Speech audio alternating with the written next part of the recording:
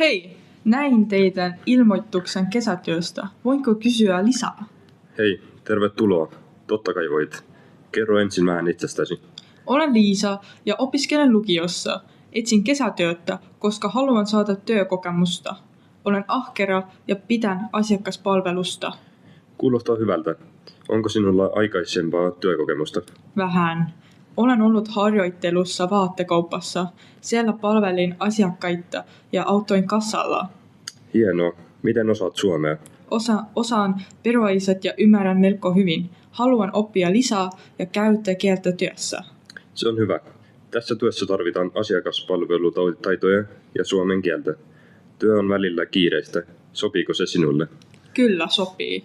Pidän siitä, että työssä on tekemistä. Hyvä. Milloin voit aloittaa? Voin aloittaa kesäkuun keskellä ja tehdä töitä koko kesän.